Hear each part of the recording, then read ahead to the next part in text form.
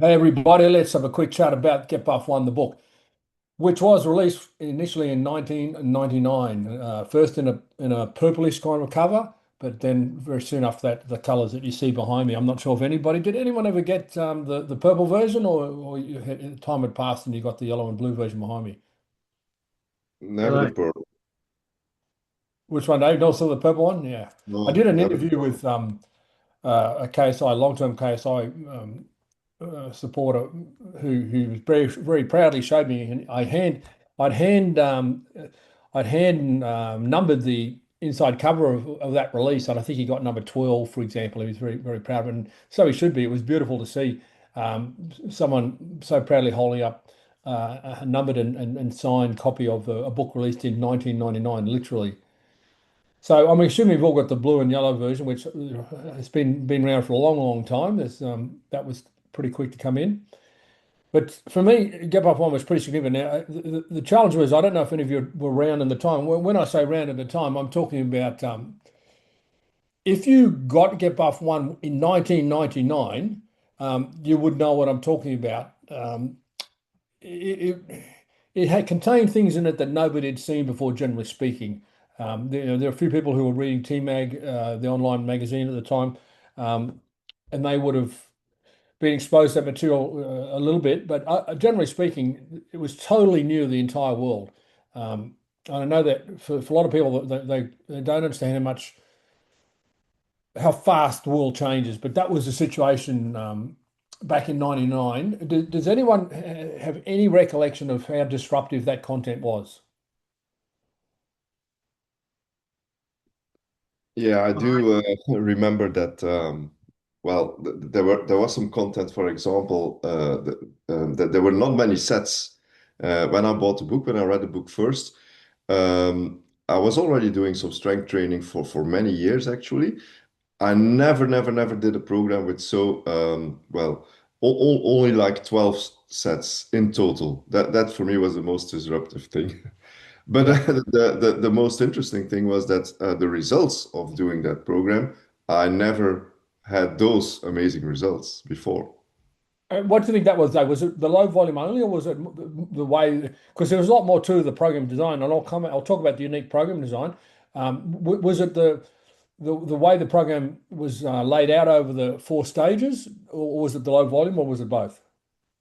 It was most of all the low volume, and that in combination with rest weeks, which was also a new concept for me. There was zero discussion about the concept of recovery in the bodybuilding world at that point in time. So I brought my knowledge from the sport, which was far more advanced at that time than the bodybuilding community, and the concept of recovery and including recovery weeks was pretty unique, pretty new. There are a lot of other things though that just weren't out there. I want to go back to the unique bodyweight exercises. In that decade, 1990s, it was the first decade where strength training was being accepted by the masses, and the strength community were really celebrating that reality.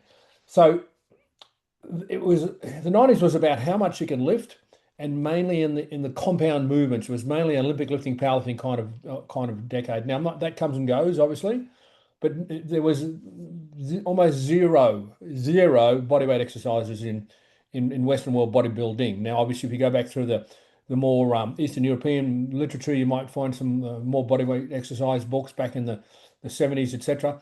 But there was no bodyweight exercises in strength training. So this whole functional training thing that kicked off when they worked out how to package my material and sell some overpriced pool noodles with it. Um, that gave everybody a greater awareness of the possibilities of bodyweight exercises. But in 1999, bodyweight exercises were like a slap in the face. In fact, I can remember the editor of T-Mag back in the day having to encourage the readers to, give it a go. Like, I understand you can be cynical, but give it a go. It was really encouraging to give it a go. So I think, Dave, you had obviously, by the time you got exposed to it, maybe bodyweight exercise is integrated into strength training. In the Western world, it already been more apparent, as I said, due to the popularization of functional training. And I can assure you, the authors of the functional training material, they weren't doing bodyweight exercises when they first saw my material. And I won't go too deep on that, but um, Well, does now that you anybody mentioned that, remember sorry, the? Yeah, go, Dave. Now that you mentioned that, when I was doing those little body weight exercises in the gym, everyone was looking like I'm a weirdo. Um, Yes. no one was doing that. You're spot on. And then, Yeah. before I forget, doing those small muscle groups before big muscle groups, that was heretical. That Mm. was everyone said you can't do that. Impossible. You Mm. can't do that. Mm-hmm. It was The interesting. pre-fatigue sequence, like I didn't create the pre-fatigue sequence, but I popularized it, and I showed people how to integrate it into the longer multi-stage program of strength training, because you don't do it forever, but it's very powerful if you do it in the early phase of a longer program.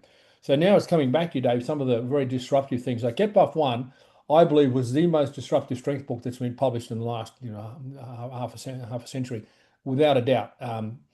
Because very little of it was accepted or in place, like the squat, the deadlift, the Olympic lifts. Yeah, sure, they were there. Didn't apart from my pelvic control model, that's another story. But those are accepted. But the bodyweight exercises, they weren't accepted. They weren't being used. They weren't being integrated into strength training. Bodyweight exercise was seen as something you did with a kid, or maybe you did in an environment where you had no equipment. It wasn't something you did by choice in a gym full of equipment. And in fact, the equipment manufacturers struggle with it because you can't sell any equipment. If someone's already got their body weight, how can you only have to get some guru who'd be willing to be paid off to tell that they have to hold something in their hand, yeah, or stand on something and hold something in their hand. Otherwise, equipment manufacturers miss out. But now David's starting to come back to you because those body weight exercises were left field, absolutely left field, and that's not even including the fact that some of them have never been seen before, like the single leg stiff-legged deadlift and the bent knee single leg deadlift were exercises that were just, well, I introduced them, I innovated them, and they were never seen before. Now, obviously, they've been bastardized so badly now into so many different permutations, but that's a different story. Um, so they were some of the disruptive elements. Does anyone else remember anything disruptive about the Get Buff program in the day? I mean, you didn't get it in '99, but by the time you got it, was anything still a bit disruptive? Yeah, so I was doing it. Go ahead, Victor. Yeah, so I was doing it in about 2010 when I entered, and it was still the era of do as many sets, and the exercises got to be bang for buck. So there's no way that you should be doing anything else other than compound movements. But what really differentiated it was there was the sequence of exercises and talking about balance. So we work about um, getting like the pulling movements, horizontal pulls and vertical pulls in first, and the hip dominant movements. So there was just no structure at that era that when I was training. I mean, not there is too much of it now, but yeah. So it was really Well, ahead of its time. yeah, absolutely, because the words hip dominant, horizontal pull push, vertical pull push, the concept of pushing and pulling were there, but the classification of vertical and horizontal wasn't necessarily, and the hip and quad dominant classifications just didn't exist. So those six major lines of movement were part of my model that I released during. I started developing in the '80s, released it in the '90s, and that Get Buff book was the first time the bodybuilding community got to expose to the lines of movement concept, which I'd already published in How to Write book in '98 and been teaching it in prior seminars and publications, but that was the first time the bodybuilding community got exposed to the concept of hip and quad being two different muscles. Because, with all due respect to Bill Pearl, and I've got a lot of respect for Bill, I really appreciate him as a person and his contribution. When he published his very significant book, The Keys in a Universe, he talked about the legs. It was just the legs, where I broke the lower body into two, hip dominant, quad dominant. So no, that was definitely foreign. See, that's another example of what was foreign back then. And even though more people have been exposed to the bastardized version of my lines of movement concept by the simple changing of one word, and that as if that makes it different, people might think they know about it, but I don't see the application of it to any great extent. That's the story itself. Because what I'm saying is, when I walk around, I see some really big buff quads and not a shitload of posterior chain muscles on most people. And they even can verbalize the concept, but they aren't demonstrating it. So the words are speaking, their actions are speaking louder than their words in that regard. So that was a good point, and I appreciate you bringing that up. Were there any other disruptive things, Vic, or we go to Don? Yeah, just one more thing. I distinctively remembered that back in the day, it was really just lifting as much as you can, and there's no progression. And I remember there was this particular program that I was doing, and I wish Uh-huh. I didn't do it. It was a German volume training. And imagine a guy doing that, 10 sets of 10 without and I was a young guy. Of course, young guy, you gotta lift everything heavy. And I'm sure that contributed to some of the hip damage that I've got. But I just didn't understand progression. And Mm. so and get buff, if you read the book, the whole thing is like the progression, everything has meaning behind it. So yeah, that's the thing I'll Yeah, raise. absolutely. So in Get Buffed, I produce models of progression. I don't think anybody had seen them before, generally speaking. I mean, if you're involved in high level weightlifting and high level powerlifting, you might have had exposed to those sort of models, but the general population had no exposure to progression and models. And I gave very clear models. In fact, they were so simple and impactful that I found them published in multiple different books of people who had bought my book and then turned around and republished it as their own. But the the the absence of progression in training and programming in the application of a program is just like you're basically killing yourself in terms of you're killing the success of the program if you just go and lift as heavy as you can from week one on. There's a reason behind the progression models that I shared, and I think the education in Get Buff One and subsequent books is critical to optimize your training effects, including the use of progression. And it's not just the word, because everyone knows progressive resistance overload. That's the key behind how strength training works. But nobody was getting exposed to simple yet effective models of progression that were contained in Get Buff One and Get Buff 2 and were applied in Supplement 1. So that's a really good point. Don, you had something to add? Yes, following on the pre-fatigue, a good example of that was when we got to the power lift at the end of the program. I was knackered by then, and you just got so much value from just doing a slow speed, almost no weight power lift, and got amazing value from it, and a lot safer on the joints.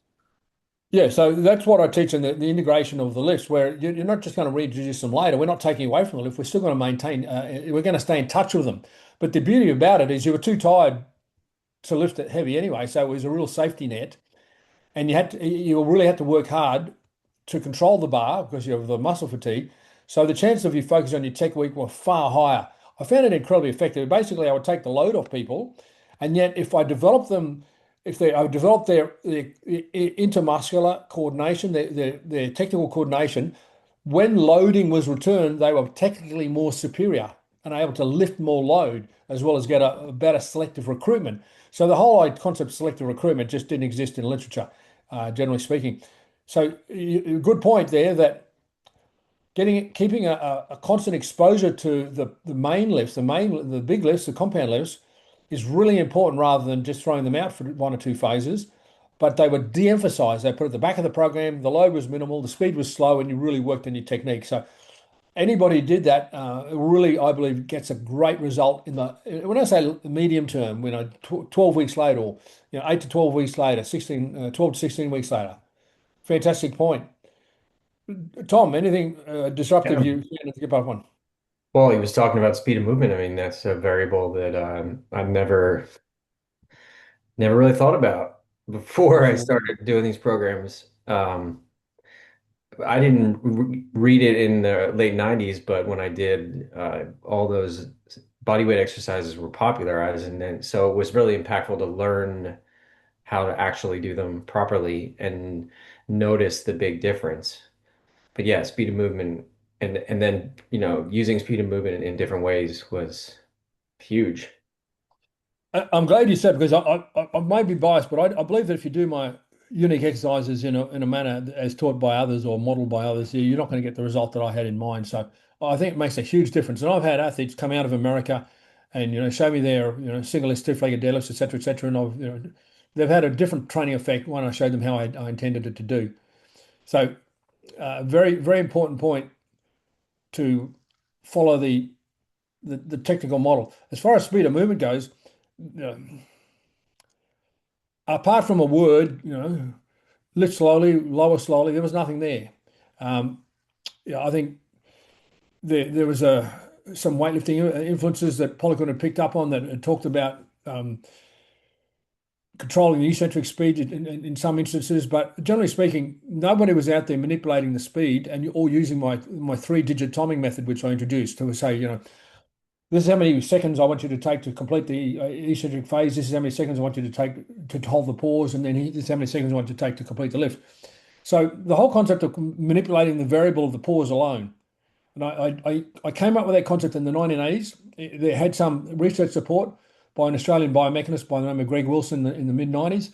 But for a decade there, it was unsupported by science. I was introducing manipulation of the pause before anybody else had any concept about it. And it was pretty simple. I mean, in hindsight, everyone will say, well, that's pretty bloody obvious. And the longer you hold the bar at the bottom, et cetera, et cetera. But I dug deep into the stretch shortening cycle to fully understand it. And if you want to understand what I taught, there was a 3-part article series written in a Canadian Sports Journal about the stretch shortening cycle.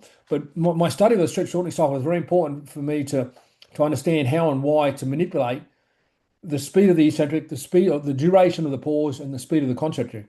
The other thing that happened when people got exposed to it, then they started overdoing the concentric slowness, which for a bodybuilder is not a problem, but for an explosive sport athlete, you don't want to spend too much time going slow in the concentric phase. It's okay to do it a bit, but not exclusively or not predominantly. So that's something I had to really clarify because there were people teaching that concept that resulted in a misinterpretation. So some of the misinterpretations that occurred. No, you don't need a metronome. It's not an exact science.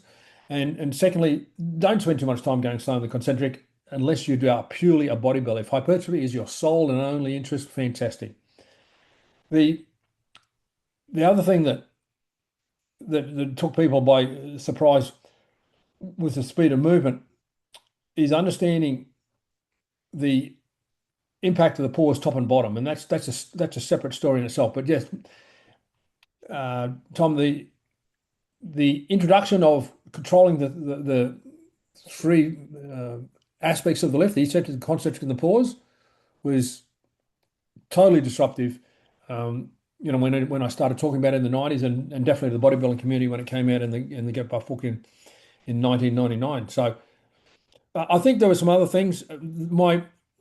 The program frequency back in that era was the popular program frequency was 5 days a week for bodybuilding, and it was usually on a rolling, 3 on, 1 off, 2 on, 1 off, 3 on, 1 off, 2 on, 1 off. It was just rolling. It was pretty intense. I certainly didn't come up with a concept of 4 days a week, but I popularized a return to the 4 days a week concept. But what I did, because of the lines of movement, I balanced out the exercise selection. So if you look at my exercise selection, I was pairing push-pulls and quad and separating quad and hip. So for example, you weren't squatting twice a week, you weren't deadlifting twice a week, you're doing one of each. And typically in the early stage, I'll come back to that actually, but you can really tell my program design because it was totally original in that the push-pulls were paired, vertical and horizontal, and the quad was once a week and hip was once a week. So I was bench pressing once a week, shoulder pressing once a week, horizontal rowing once a week, vertical pulling and pushing once a week. It was all once a week, which was completely different. A 4-day model. In fact, when I wrote for Men's Health in the Book of Muscle, they wanted a 3-day program. They wanted to because they wanted to be come up with something unique. Because all my Get Buff programs from Get Buff 1, 2, 3, and 4 are all based on 4. Now that is going to change in some of the later volumes. We will go back to some 3-day-a-week programs, which I think is appropriate for the age group or the stage of life that the next 2 Get Buff books will relate to, or the latter 2 Get Buff books will relate to. But at the program design, you can see that program design. The people who are writing normal bodybuilding programs at the time, which were muscle-based programs, like this is my shoulder and tricep day, this is my back and bicep day. Well, I didn't do that. I did lines of movement. But you can see those people suddenly switch in their program design for at least a period of time because the 4-day model that I developed using lines of movement became so popular, temporarily at least. There were some things that weren't popular and still haven't become popular. And one of them was the control. The technical model I taught about controlling the pelvis position during the squat and the deadlift still has not been accepted by mainstream. In fact, one of the world's greatest plagiarizers out of California would literally word verbatim the description of those 2 exercises, squat and the deadlift, and delete the part about hip control because he was a popularist and he didn't want to publish anything that resulted in anything less than being popular. So they'd say anything to be popular, and they weren't going to publish unpopular concepts because the concept of controlling your pelvis, it was perceived at the time and still is as being counter to what the bodybuilders do, which is push out. Well, it's not counter what the bodybuilders do. It's a stage of development.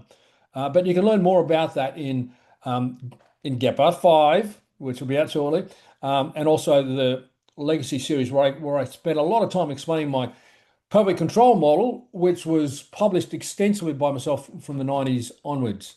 So they're just some of the things. So I'm sure I've missed a lot, but some of the things that we cover in that book. Rest periods. I mean, everything was more detailed and new in that regard too. So Yeah, yeah. manipulating the rest periods. So I basically taught people how to manipulate every single variable. In fact, if you look at the variables identified in the How to Write book in 98, it really gives you a good snapshot of all variables that are available to be manipulated. And the aim of the Get Buff 1 book was to give a layman's version of the How to Write book. Because the How to Write book, whilst not considered a scientific publication, it was a little bit more theoretical in nature, where the Gut Buff book was aimed at being something. It was written for the way that the end user could use without having to be a rocket scientist, without being scared off by science, which I don't do. I don't believe that people should be intimidated by science in terms of. I know it's a strategy, it's a marketing strategy. People say, look at all the big words I'm using. Well, that's not my style. I want to speak in every man's language, but using concepts. And at the end of the day, I'm going to line up all the theories that I've released. And in the Legacy Volume 3, the total was 423 of them. I'm sure there were a few more, but of those 423, I'm looking forward to one day to sitting down and looking at what science has confirmed. I'll give you an example.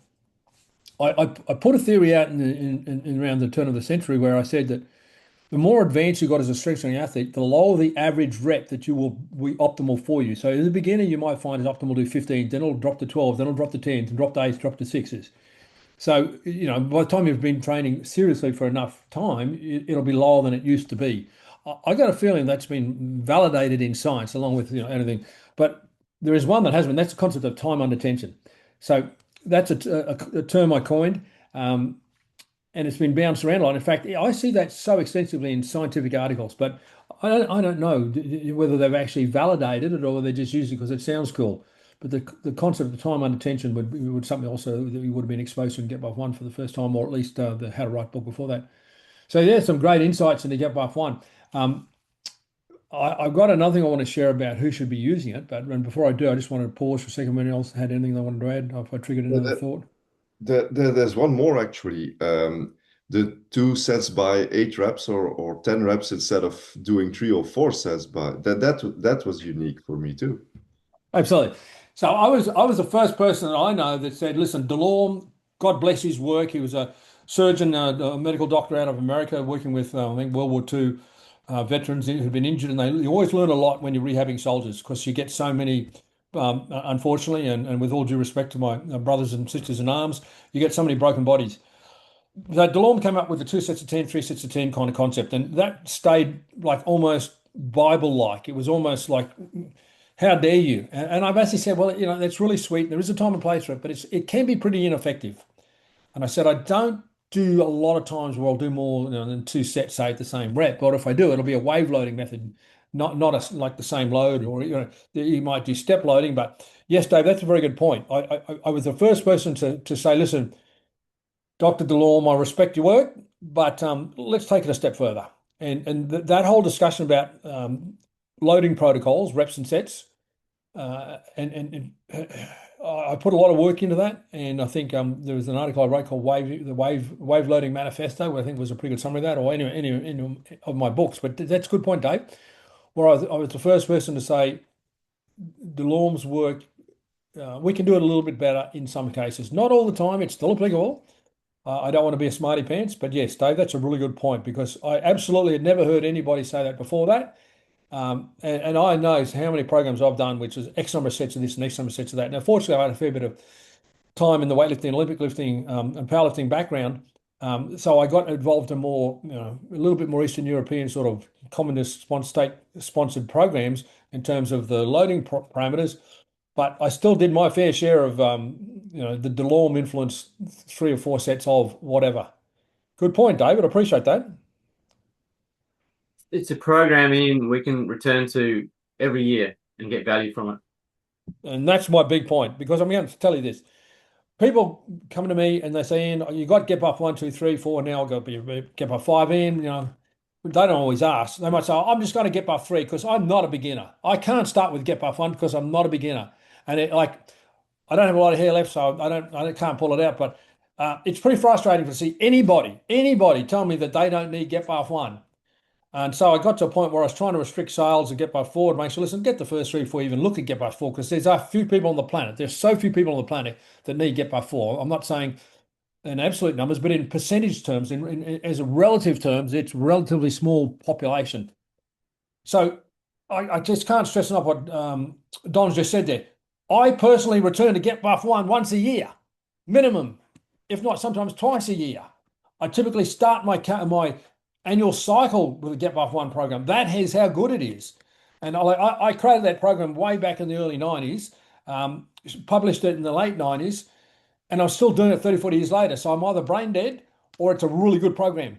And you don't have to do the same thing identically each time, but the concepts are there. If you look at the way I developed the 4 stages of Get Buff 1, and I explain the rationale. That's one of the beautiful things that I find about the Get Buff series, is that I explain the phases. This is why I designed the phase, and this is why I designed the next phase, and this is how the next phase works in, etc., etc.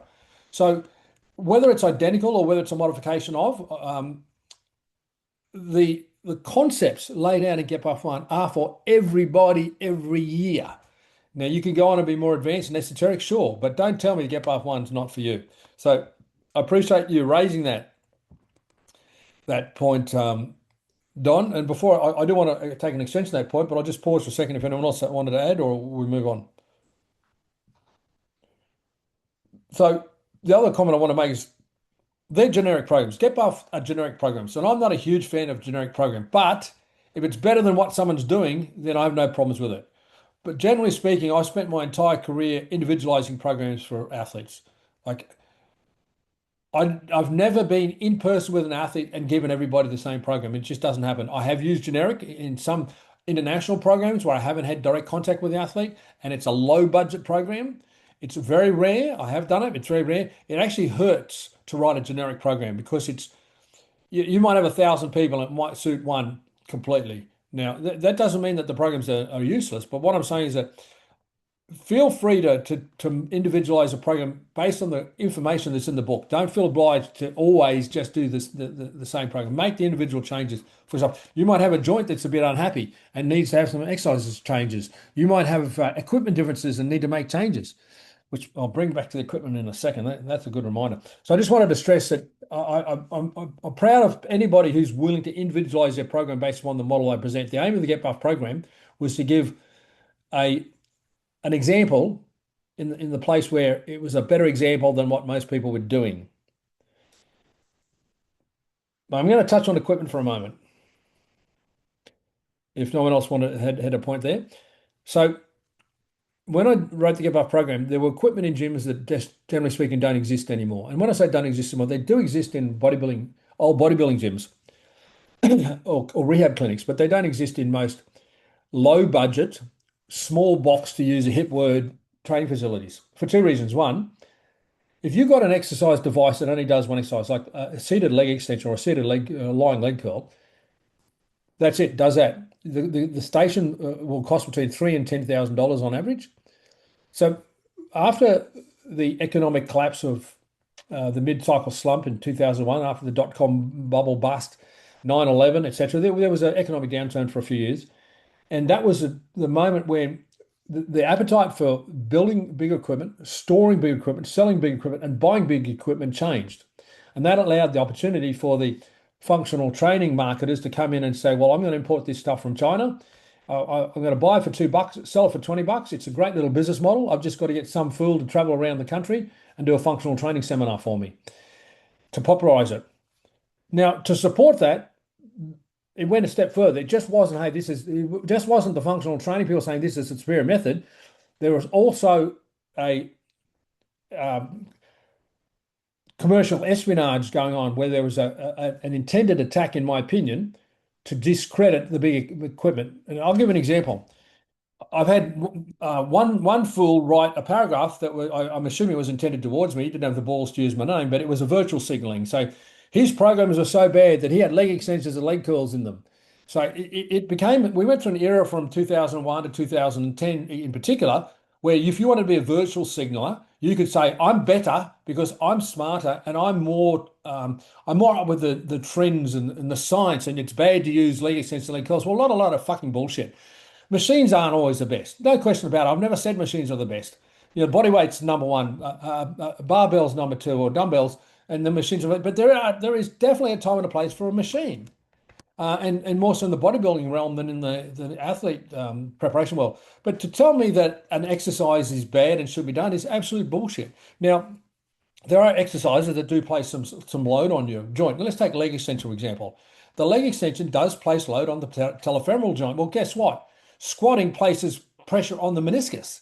So there's no such thing in exercise that doesn't have a risk.